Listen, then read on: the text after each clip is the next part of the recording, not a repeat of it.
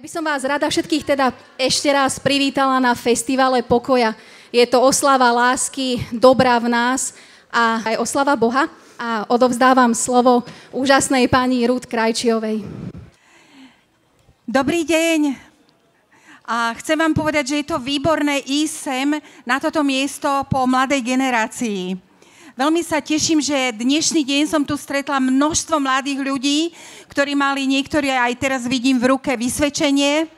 A veľmi sa teším z toho a spomínam aj ja na tie časy, aké to bolo super, že niečo je ukončené a že budem mať voľno a že to bude fajn. A veľmi si vážim naozaj, že sa vám môžem prihovoriť, totiž na Slovensku je už medzi vami 28 rokov jedno medzicirkevné kresťanské združenie žien, ktoré sa volá EGLOW, a v podstate urobilo, verím tomu, že veľa dobrého, rozlialo veľa lásky v tomto národe. Chodíme 15 rokov do väzníc a v podstate robíme rôzne projekty, ktoré potešujú ľudí. A ja som taká naozaj vďačná Bohu za to, že tých ľudí mladých, ktorí chodili s tými vysvedčeniami tadiaľto, tak som videla v nich naozaj spokojnosť. A som si uvedomila, že zrejme ani nie tak ďaleko od nás naozaj na Ukrajine asi takto nevyzerá ukončenie školského roku v každom meste. A vôbec v tej krajine prevláda strach. Ale strach môžeme mať aj my, hej, lebo to ohrozenie je všeobecné, dá sa povedať, celosvetové. Ale dnes sme tu preto, aby sme hovorili o pokoji. Ja si veľmi tiež vážim aj to, že vlastne tento deň bol nazvaný ako Festival pokoja. Viete, pokoj, to sa zdá ako že to nie je didžina, že to je niečo veľmi pokojné, kľudné, relaxačné, kde je nejaká monotónna hudba, ale doteraz sme mohli naozaj vidieť, že to tak nie je. Že pokoj vlastne môže byť naozaj radostný, pokoj je ten, ktorý prináša duši tú vnútornú radosť a ktorú mať je naozaj, dá sa povedať, doslovne taký zázrak v dnešnej dobe. Všimnite si, koľko vecí by ste ešte chceli, alebo koľko vecí túžite dosiahnuť a to vám vyrába nejaký nepokoj. A jeden z takých nepokojov, ktorými sa boríme, sú aj naše vzťahy. A vzťahy to je taká krehká záležitosť a chcem vám povedať, že naozaj celý život vlastne riešim vzťahy. Vzťahy v rodine, vzťahy v škole, vzťahy na pracovisku, vzťahy v cirkvi. Proste jednoducho vzťahy, by som povedala, sú prioritou človeka.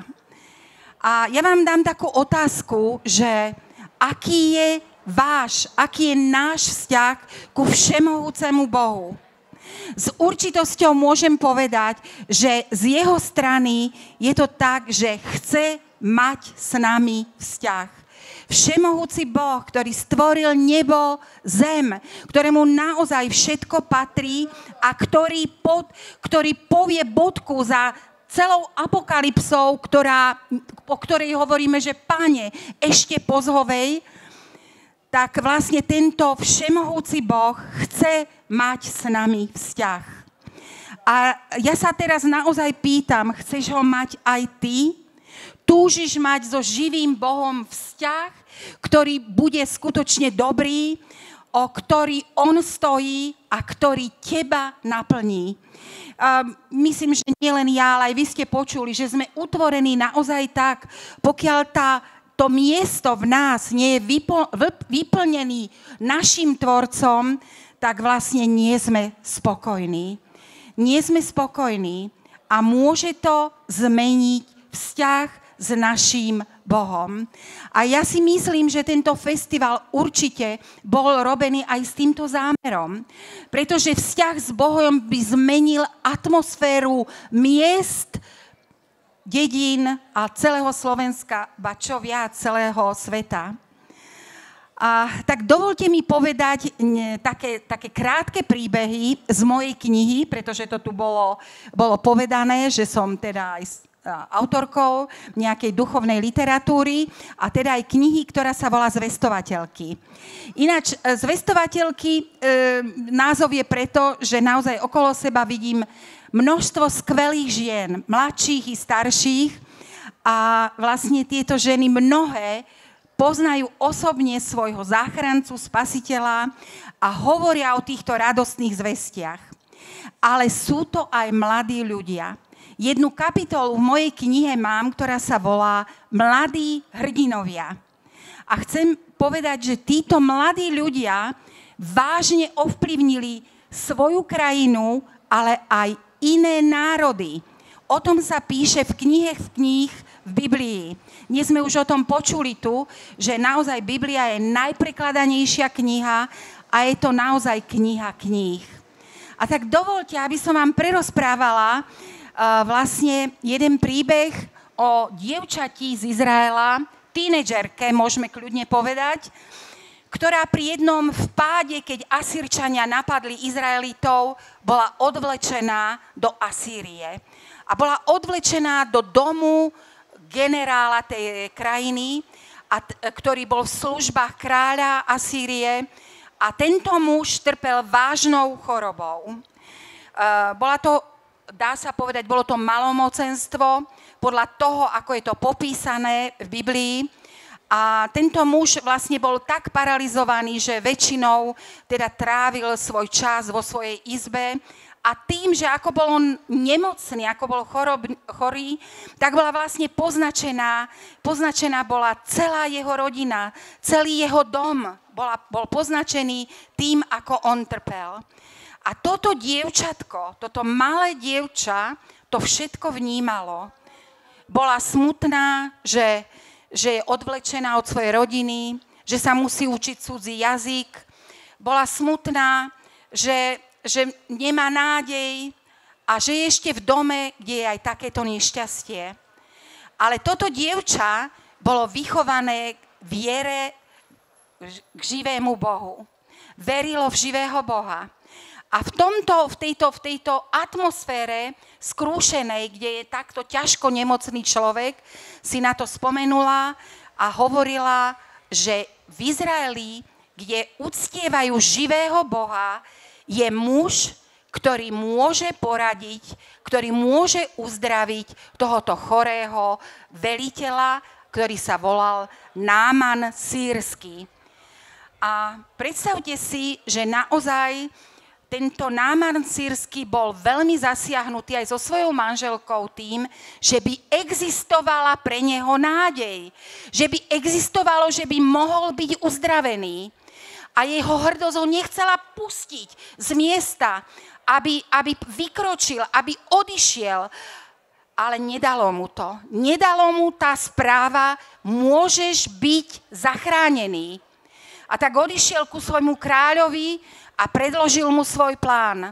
A kráľ povedal úplne jasne, žiadny problém, napíšem izraelskému kráľovi, aby to zariadil, aby ťa uzdravili. Pošleme im dary a ty budeš teda zdravý. A beda, ak by sa tak nestalo.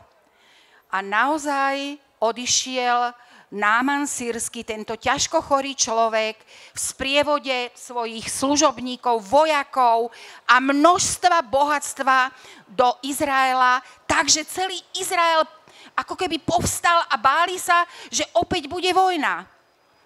Ale tento sprievod hľadal Božieho muža, hľadal proroka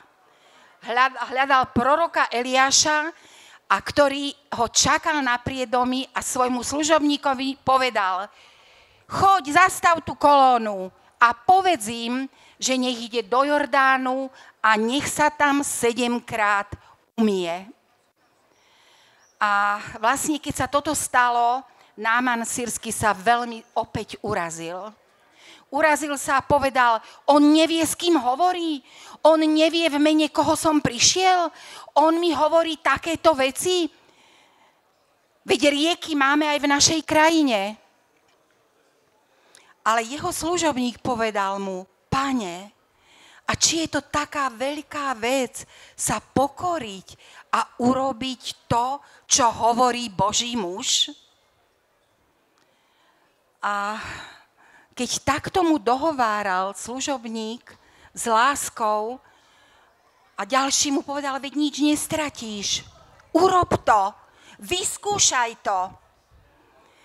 Tak Náman sírsky naozaj odišiel k Jordánu a urobil tento očistný rituál. Ponoril sa prvýkrát, druhýkrát, ba aj 7-krát a zrazu sa stal naozaj zázrak.